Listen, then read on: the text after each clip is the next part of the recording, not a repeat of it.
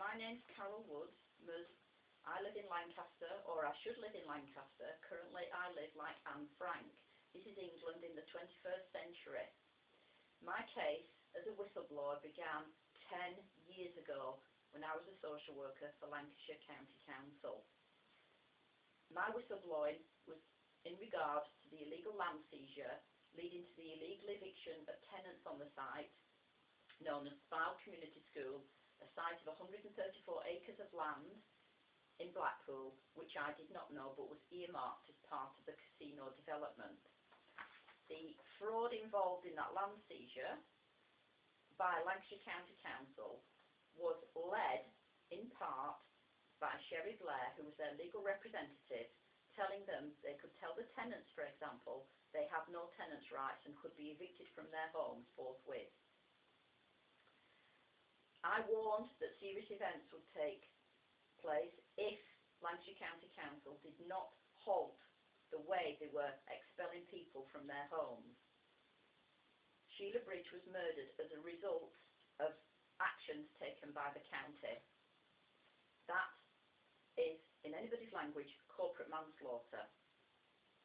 The police refused to get involved. Why did the police refuse to get involved? Paul Stevenson at the time was Chief Constable of Lancashire Police. Lancashire County Council have a legal department staffed by head Ian Fisher. Ian Fisher is also the legal representative of Lancashire Police. His deputy, Ian Young, ditto. They all help Lancashire Police, if not directly, work for them, as well as the county. Conflict of interest does not occur to them at all. Given the bullying, etc., that usually follows any whistleblower and the subsequent removal of them from their post, they go to tribunals. There is nowhere to go in tribunals in many, many cases. Tribunals up and down the country issue documents, no court crest, no court seal, unsigned, undated.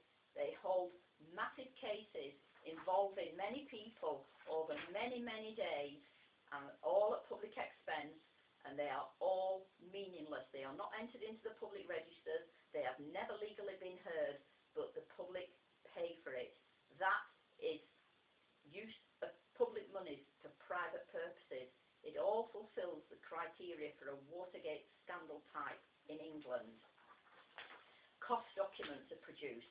They are worthless, undated, unsigned, no court crest, but people are issued with them. They believe they owe massive amounts of cost, £30,000, £40,000, £50,000. They turn to the police for fraud. The police refuse to help because they are involved. Greater Manchester Police, in relation to Manchester tribunals, for example, DS Andrew Rigby, bully, liar, along with one or two others from there. Michael Todd, Chief Constable of Greater Manchester Police, was asked to investigate my case in November 2007. In March 2008, Mike Todd passed the file for prosecution to the Crown Prosecution Service via Ian Rushton. Ian Rushton's name is all over my CPS files. We all know what happened to Mike Todd in March 2008. Where does one go then in this country for justice? Nowhere, especially as thugs can arrive on your doorstep and evict you. You have no rights as owners, tenants, mortgagees, lodgers, or anything it seems. On the 5th of September 2008, Greater Manchester Police raided my house. 5¼ hours they spent searching it. Illegally, they broke their way in. After harassing me so much, I was forced to leave home to let them do it. They did not find what they wanted. So I was then served yet another false court document. Stephen Sainsbury, Court Manager, Lancaster County Court, works in conjunction with Lancashire County Council. They have been bankrupting people for years, uncontested, issuing false court documents. Judges never know that their names are used on this paperwork. It is not worth the paper it is written on. I am being evicted from my home for rent arrears. a home I owned outright worth £250,000. I have never had a mortgage on my house. On the 27th of October, the thugs did indeed arrive. They ripped out the whole ground floor double glazing and erected a steel door over my once beautiful period stained glass front door, and they drilled internal walls. Possibly they were looking to see if I had hidden compartments of files. Orbis, St Helens, was involved in that. Atlas, a local removal firm who removed all my contents, every single item down to the last cobweb. Over £50,000 worth of antiques and collectibles disappeared. Some reappeared in City Council lockups where City Council employees had taken what they wanted and they thought they could hide them away until the day came when they could share out between themselves.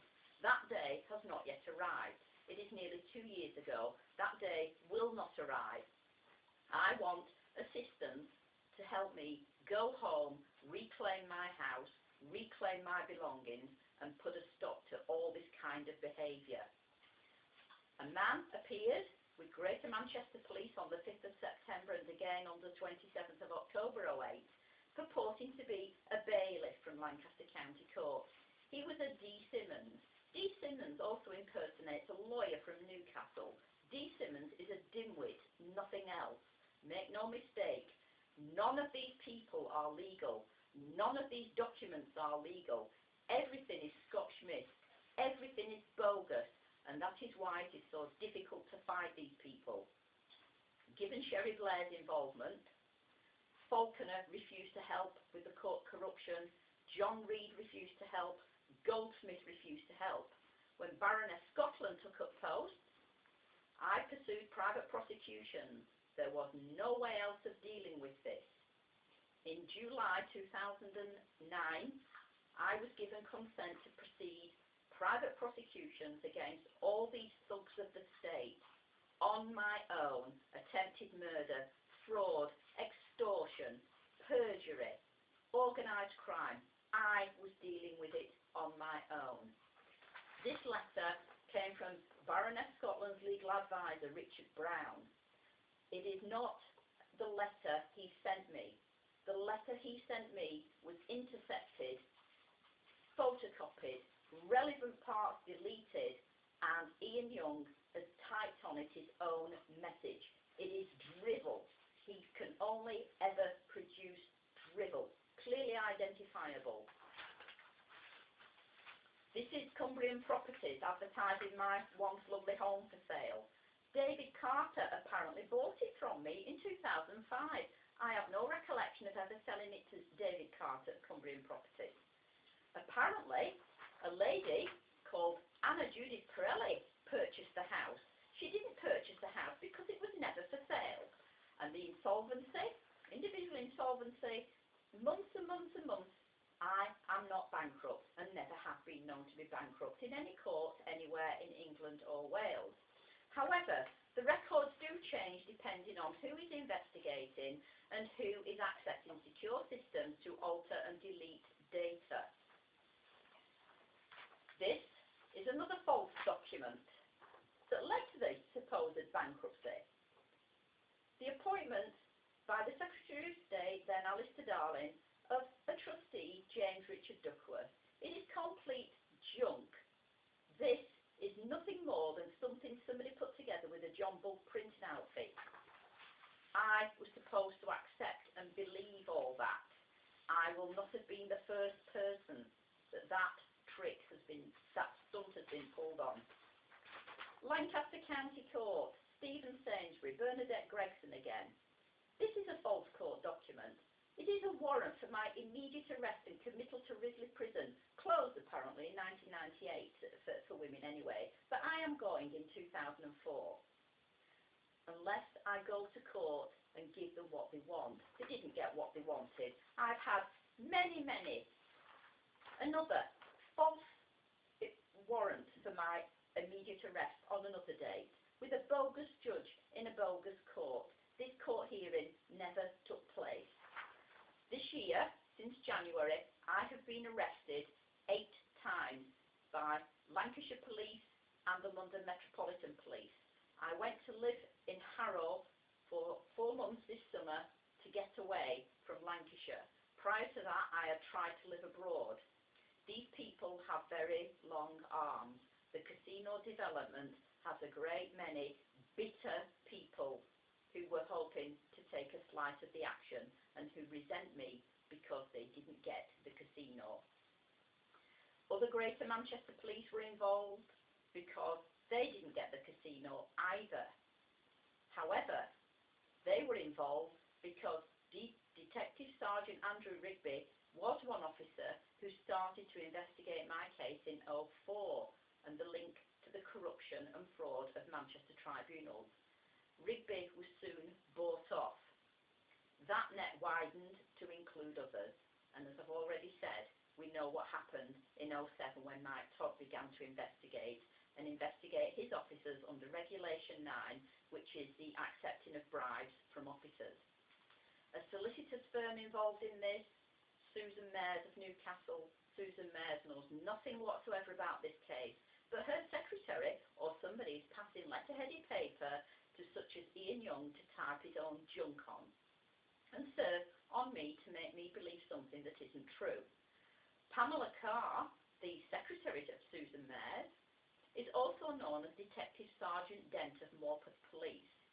Her cover was blown by a big-mouthed bully in Lancaster Police Station, Sergeant Pinder, on the 8th and 9th of November 2008, when I, with 3 others, was arrested for burgling my own house. I was held in the dark for 14 hours, no food, no drink, and I wasn't even spoken to before being told to leave. The idea was that I would break down, they could get a medicine who would say I was mentally unstable. To prove that point, Harrow Police kidnapped me on the 5th of August this year, and after leaving me in the cells for 2 days, incarcerated me in a mental institution in the south area of London. I did not know where I was. I was not allowed to contact anybody. Nobody knew where I was. One daughter reported me as a missing person, and the plan backfired. The staff at the mental institution discharged me saying there is no diagnosis to make, there is no medication that is necessary, I am completely sane. I cannot make up my story. I cannot make up these documents. I have endless documents. I have also got court impersonations of me. When they're not impersonating judges, bailiffs and such like, I am being impersonated.